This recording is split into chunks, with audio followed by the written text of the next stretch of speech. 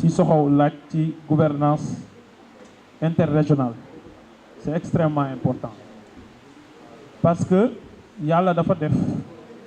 ressources naturelles ni ko yàlla organisé ci àdduna bi da ngay naan da ngay xam xarañu am bi am ci yàlla dëkk yi am ressources yi amuñu expertise bi amuñu capitaux yi ña am expertise bi am capitaux yi mooy ñi nga xam ne ñoom ñoo soxla ressources yi loolu la àdduna bi demee bu ngeen jëlee Afrique aussi suñu développement ku nekk dafa soxla moromam tey Sierra Leone ak Guinée yàlla baaxee na leen ci ressource loo xam ne lu ci bëri ñoo ko ëpp Sénégal parce que ba ci Sierra Leone bauxite daf ko am lu bëri jamaa daf ci am lu bëri mais Sénégal tey moom la yàlla baaxee énergie mooy gaz bi mu am ak pétrole bi mu am mais surtout gaz bi moo waral ñu war a ànd xàccandoor dóorandoor pour ñun ñëpp ñu tirer bénéfice de ça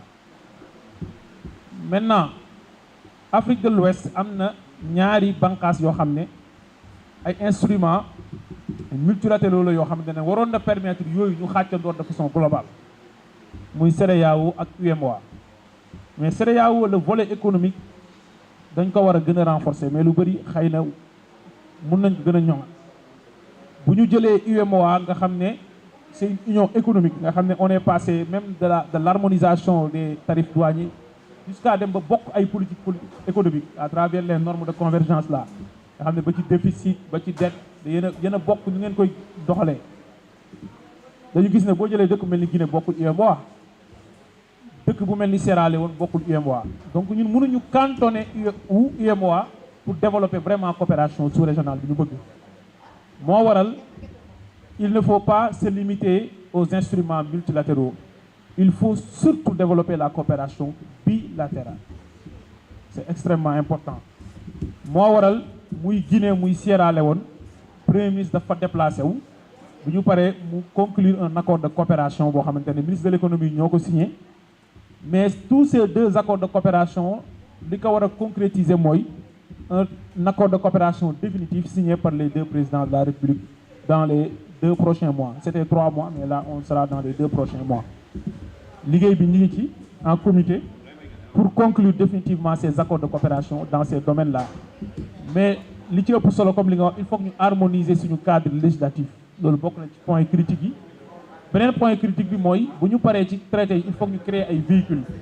comme ay sociétés de projet nga xam ne mooy permettre ñu am instance yi nga xam ne de façon exécutive ñoom ñooy liggéey bi ak ay comité mixte yoo xam ne dañu war a réunir régulièrement pour di évaluer di def le suivi aussi de nos termes yi nga xam ne moom nañu d'accord suñu coopération mais c'est extrêmement important comme ni nga ko waxee ci ñu ñangal loolu bu baax a baax a baax a baax parce que jëlal Sierra Leone bu ñu signé accord boobu dans la mise en œuvre suñu impliqué wul Guinée du jàll parce que bu ñu bëggee tey jëlee ay ressources minières Sierra Leone indi ko Guinée indi ko Sénégal mais naturellement su dee par voie terrestre dañuy jaar Guinée c'est important bu dee par voie maritime dañuy passer par les limites territoriales de la Guinée mais aussi de la Guinée-Bissau donc il faudra qu'on implique état yooyu dans tout le schéma donc institutionnel ñoom ñu gis ci seen bopp ñu tam ñu gis ci bopp loolu lu am solo la ci fi ñu jëm beneen bi ci tegu mooy li jëm ci contrôle bi war a am muy SG Mor Ndiaye ci tonnage est-ce que bu ñu nee nangami tonne d'or dañ génnee ci réew est-ce que loolu mooy méngoo ci histoire dëkk yi ñi xam histoire ressources extractives mooy état yi du benn du ñaar ndax nañ leen ci contrôle parce que un privé moom lépp lu muy def pour yokk ses bénéfices son profit pour wàññi ses dépenses da koy def mais le rôle de l'État mooy ma xam man lan moo ma amal solo ci mbir yi loolu moo waral le dispositif de contrôle doit être renforcé au sein du ministère il y a la direction du contrôle et de la surveillance des opérations boo xam ne ci biiram dafa am direction des opérations minières am direction de la surveillance et du contrôle des opérations pétrolières loolu amul woon Sénégal amul woon direction spécifiquement dédiée au contrôle des opérations pétrolières c'est une innovation de ce régime une direction générale du contrôle de toutes les opérations avec les déclinaisons minières et pétrolières et objectif bi mooy jox leen des moyens sophistiqués waaye aussi le dispositif de contrôle dans le cadre législatif et réglementaire dañ ko war a xoolaat parce que comme li nga wax ci ordre waa dafay génn directement est-ce que loolu moo gën ñaareel bi mooy buy dem dafay am ay commission levée d'or benn agent wu mine ak benn agent wu douane bu ñëw taxaw ñu def commission levée d'or est-ce que am nañu des moyens pour xool li ñu leen déclaré loo ne lii moo fi génn ci tool est-ce que am nañ moyens yooyu noonu en tout cas une division importante au sein du ministère du commerce qui est la division de la métrologie bi lay mën a nattal en réalité ñaata nga am kenn mësu ko impliqué ci loolu secteur pétrolier c'était la même chose donc ci lan ngay mën a wax ne nangam moo fi génn alors que l'État ne doit pas se limiter au régime déclaratif le régime déclaratif son corollaire c'est la possibilité pour l'État de vérifier donc loolu c'est extrêmement important et ci liggéey la boo xam ne ñu ci nekk en tout cas pour l'or en ce qui concerne le projet comptoir national d'or troisième bi mooy le financement de tout ce que nous voulons mooy El Malick li mu wax ak aussi le privé national c'est extrêmement important parce que bu ngeen xoolee agenda bi da ngay gis ne le financement de tout ce que nous voulons faire bëgguñu léegi état bi mooy porter le développement c'est le privé qui doit prendre le relais état bi nag loolu aussi il faut que nit ñi di koy wax parce que c'est un débat parfois doctrinaire li ñuy gëmloo nit ñi ne état yi waruñ dugg dans le commerce juridique loolu wérul ci dëkk Afrique yi ñu nekk dëkk yi développé yëpp bu ñu tollee ci période bi nga xam ne c'est des pays en voie de développement tooguñu naan seen secteur privé national kaay leen ngeen def alors que leer na leen ce secteur privé national amul capitaux yi par rapport ak secteur privé étranger yi amul expertise bi technologie bi maîtriser gu ko par rapport ak secteur privé étranger mais état bi dafa war a baliser le chemin pour le secteur privé national mooy une législation bu ko favorable nga xam ne mu mun a am compétitivité ci li muy def waaye état bi du yem ci loolu am na loo xam ne état bi moo war a dem créer ay sociétés d'économie mixte bokk koog le secteur privé national parce que moom état bi am na ay moyens pour indi xaalis nos états doivent assumer qu'ils doivent entrer dans le commerce juridique état ce qu'on appelle les états liés ay état waroo dugg dans le commerce juridique bu ko africains yi defee bëgg am développement ce sera un développement extraverti comme ni nga ko waxee qui va profiter à d'autres pays il faut que dans l'approche par filière dans la mise en œuvre de l'agenda national de transformation ñu fexe ba am na loo xam ne pour des raisons stratégiques état bi moo ci war a positionné wu àndaaleeg le secteur national loolu centrale énergie électrique bi nga xam ne moom nañ nga xam ne dañuy utiliser gaz bi de près de 300 mégawatts si la Sénélec n'était pas dedans pour joxe le régime incitatif pour joxe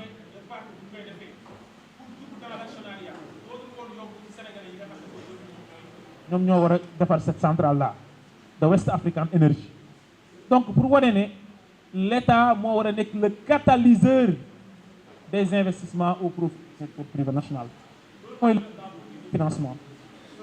su ko bëggee financement bi du génnee xaalis mais parfois sur des filières stratégiques mën na def lu ñuy wax la sécurisation des actifs mooy lithium baa ngi au lieu ma jël titre bi signal ko tubaab bi jox leen ko non mën nga jël ay bloc nga ne man état bi maa koy jël titre minier bi SOMISEN laa koy jox la société des mines du Sénégal investir 5 ans 7 ans dans la recherche ba xam ne caractériser na réserve mu xëcc ay partenaires développeurs ñun loolu mooy suñu modèle xëcc ay partenaires développeurs ñu dugg ci biir pour développer la mine parce que même grand miniers yi ngeen di gis fii ñuy exploité ñi nga xam ne ñoom ñooy foreurs yi ak miniers yi génnee loolu dañ koo sous-traité les entreprises minières yi ngeen gis duñ ko defal seen bopp donc état bi bu ku lay gëmloo ne technologie bi amoo ko am na ñu koy def da nga leen di fay ñu def ko parce que yow yaa am sa titre nga jël sa secteur privé national nga positionné ko loolu c'est extrêmement important loolu moo waral le secteur privé national mën na dugg am ay titres c'est important waaye secteur privé national moo war a bénéficier de l'écosystème te loolu la ñuy wax contenu local contenu local mooy activité yi yëngatu ci secteur bi yëpp ñu fexe positionner le secteur privé national parce que le contenu local mooy l'expertise sénégalaise sous ces deux angles le capitaliste sénégalais ou l'homme d'affaires sénégalais ou l'entrepreneur sénégalais ak aussi l'employé ou le travailleur sénégalais nan la ñuy fexee ba ñun ñëpp gis seen bopp dans la chaîne de valeur loolu lu am solo beneen bi mooy La quatrième question relative aux hommes yan nit ñoo war a tabax réew mi lan na pour am ay hommes de valeur pour gérer suñu réew loolu c'est extrêmement important mooy les valeurs parce que man gëmuma ni réew mi situation bi mu toll ñu fekk ko ñu fi nekkoon amuñu woon expertise bi le débat ne se situe pas à ce niveau équation bi comme ni nga wax fi mu nekkoon mooy nit ñi seeni valeur seen tabax loolu nag pour man li ministère de l'éducation wax mooy ci tabax nit ñi ci système éducatif bu am solo loolu daf ci am solo waaye nag au-delà de ça mais il faut mu am un régime boo xam ne mooy tax nit ki xam ne lii boo ko defee lii moo la ciy fekk te loolu mooy un régime qui sanctionne loolu c'est important pour ñu xam ne alalu réew kenn du ko jël def ko sa poche pour ñu xam ni intérêt génération future yi képp ku ko sacrifier di nga ko layoog askan wi balaa nga xeex kanamu yàlla loolu pour man lu am solo la donc amul ba xam amul yeneen point yoo dana améliorer ci loolu est-ce que privé bi nañu constaté ñoom loolu amul distinction en réalité en tout cas am na ay nationaux yu respecté réglementation bi am na ay nationaux yu ko respecté wu am na ay étrangers yu respecté réglementation bi réglementation bi néew na ngay gis kuy respecté lépp à 100% parce que nit parfait wul waaye niveau de respect bi dafay varier d'une entreprise à une autre mais pour le moment y a pas de distinction pour ñun état bi bu appliqué yoon fexe ko appliqué lu ñëpp xam ne léegi caaxaan jeex na muy national bi muy étranger bi dinañ xam ne ñoom ñëpp dañu war a tënku ci yoon. beneen bi ci tegu mooy la question relative au courtage bon pour le courtage moom effectivement ça peut être réglementé parce que am na révision code minier bu war a am mun nañu xool dispositif d'octroi des titres acteurs yi intervenir naka nañu mën a ñoŋalee loolu donc bu amee ay contributions aussi seront la bienvenue quoi. bi si tegu mooy la politique de transformation est-ce que dañuy dem jëli ay usines importer ko parce que loolu mooy importer usine rek wala dañu war a fexe promouvoir ko fii réew mi defal ko boppam ça dépend ci secteur d'activité bi wala filière bi selon niveau de complexité par exemple boo bëggoon ci mbay chaîne de valeur yenn yi nga bëgg ko transformer sa biir réew il suffit nga promouvoir secteur privé national dooleel leen def ay effet de levier defal leen garantie ñu dem lever xaalis et cetera mun nañ ko defal seen bopp.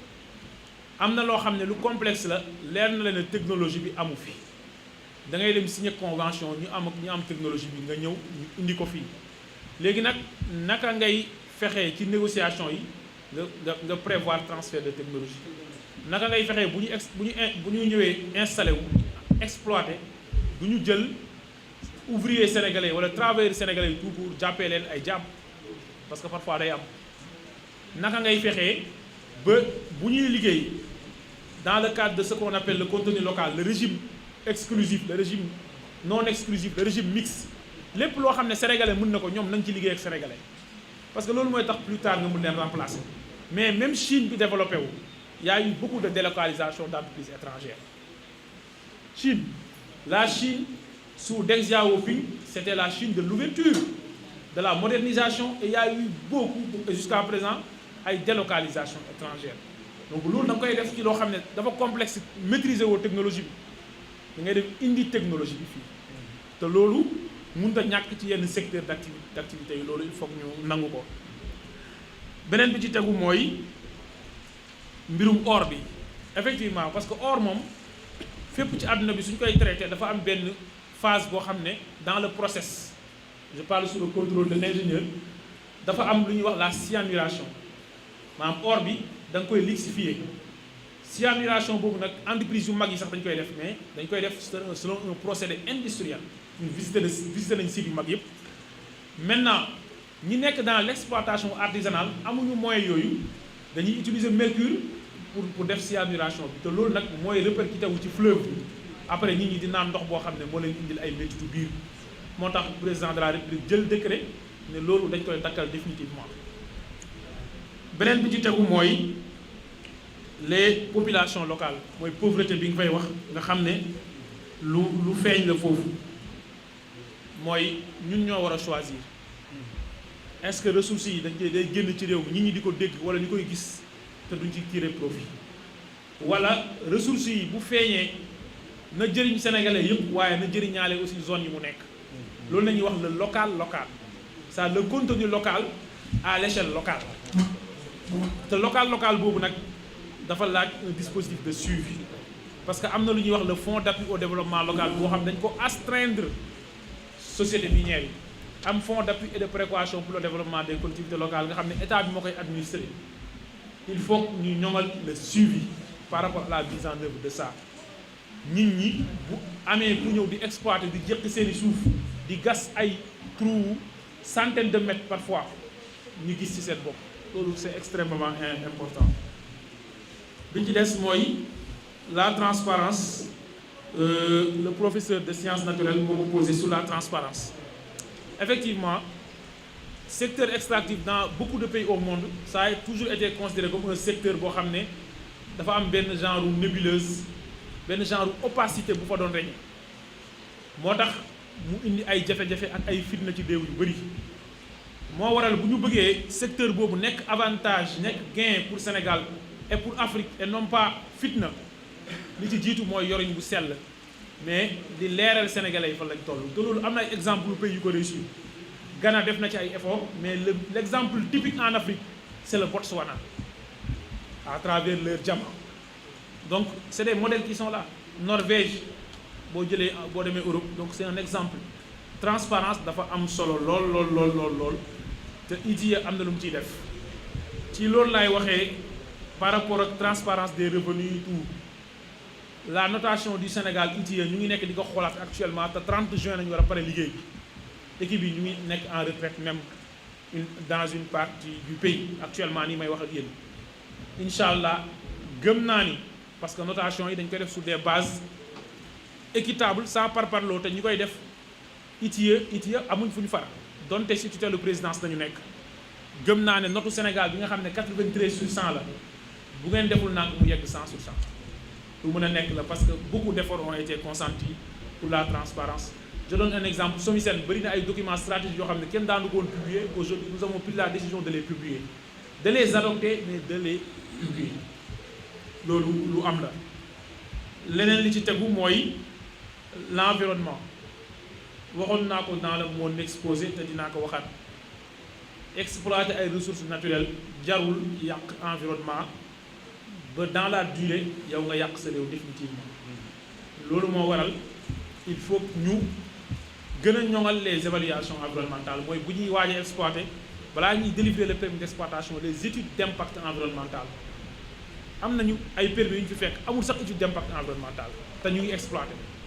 fekk nañ fi sax ay exploitation irrégulière ay nit kuy exploiter titre sans mu am titre kenn jox la autorisation ngay jékk suñu suuf di jël suñu ressource amoon na fii Sénégal donc loolu kooku fa lay amee étude d'impact environnemental te l'étude d'impact environnemental soo koy def da nga war a impliquer les populations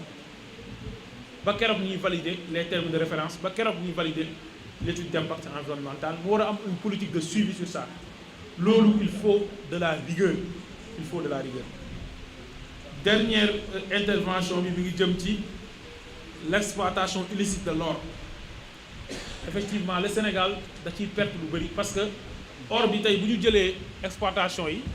dafa am li ñuy wax les orpailleurs nga xam ne ils sont dans l'exploitation artisanale dañuy jëkk or bi di ko gëstu ci suuf am l'exploitation semi-mécanisée nga xam ne am nañu ay machines yu tane am l'exploitation industrielle mooy société or yu mag bu ñu jëlee l'exploitation artisanale et semi-mécanisée dañu jàpp ne état bi dafa war a réglementer mbir yi ba du yàq environnement bi waaye état bi dafa war a maîtriser le circuit loolu bokk na ci objectif projet comptoir national d'or parce que dafa am benn ONG suisse bu ñuy wax Swiss AIT boo xam ne li génn ci Afrique ci trafic illicite d'or ci at yu mujj yi ëpp na 450 tonnes d'or et loolu c'est des milliers de milliards Sénégal rek nee naa li ñu ci perte ñun ëpp mat entre 36 ba 42 tonnes la ci 10 ans boo ko évaluer mu ngi toll ci 1500 milliards loolu nag mooy ñun suñu ressource dañuy seetaan rek après ñu naan la Dubaï nañuy jëlee or bi te Dubaï gasul or fekk dafa am or boo xam ne day jaar suñu réew jaar suñu frontière dem sur les flux illicites de l'or. Les rapports sont là, des études ont été faites sur ça et elles sont disponibles. Et l'un des objectifs du projet de comptoir national d'or, c'est que tout cet or-là soit transformé dans le pays. Dernière question, oui, moi, le jëm ci emploi dans le secteur minier. Effectivement, le muy créé ci emploi bëriwul. Aujourd'hui, on n'a pas encore quantifié le nombre d'emplois qui seront créés. Mais li ñu gëm mooy on est en train de doter le secteur de stratégie par filière. Bu stratégie filière bu nekk génnee plan stratégique bu société yi parce que SOMISEN sax pare nañ suñu plan stratégique et en tout cas d'ici fin juillet dinañ pare plan stratégique bi adopté ko en conseil d'administration. Su boobaa dinañ mën a wax ñaata emploi nañ jàpp nañ war a créer à l'horizon 2029 mais filière bu ci nekk il faudra une stratégie spécifique bu ñuy def de concert avec le secteur privé même suñu paree na moom dinañu mën a wax ne nangami emploi dañuy ambitionné mais l'objectif moom mooy vraiment secteur minier nekk un secteur qui profite aux finances publiques à l'économie nationale mais aussi et surtout qu'il soit un secteur pourvoyeur comme ni ko si soo waxee c'est un secteur qui a énormément de potentiel maa ngi leen sant di leen gërëm loolu laa mënoon apporter au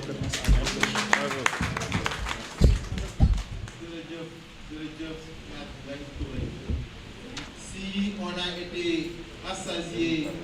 ce matin, je pense que cet après-midi, il y a une digestion de la bonne gouvernance. Ça a été un débat dans certains groupes. Si certains questionnaient l'expertise, ñëpp xam nañ le courage moral. Mais li ñu wóolu woon ñun ñëpp mooy la teneur intellectuelle et technique. Je pense que tey leer na nañ.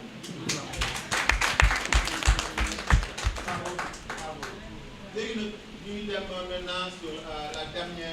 dernier panel. moom mooy. su fekkee am nga kii mën nañu libérer. Malheureusement on a perdu Nogaye. Elle a un vol pour Paris. Donc du mën a merci. Mais ñun ñëpp gis nañu le rôle que tabax mais boo bëggoon corriger benn jéngu tabax jeex naa léegi tabax la. léegi tabax rek kon jéngu bi jeex na ko. tabax poste la yow xam nga ci dara donc tabax rek la ñuy def dans le tabax ñun dañu envoyé woon ay nit ñu dem représenter en l'occurrence DG Mor Ndiaye Moussa Nogaye ak Ibrahima Ngom ñooñu représenté bi wax Mbow Diaw bi ñu fa demee ñu répartir leen sur 3 commissions benn bi moom mooy commission démocratie liberté et droits humains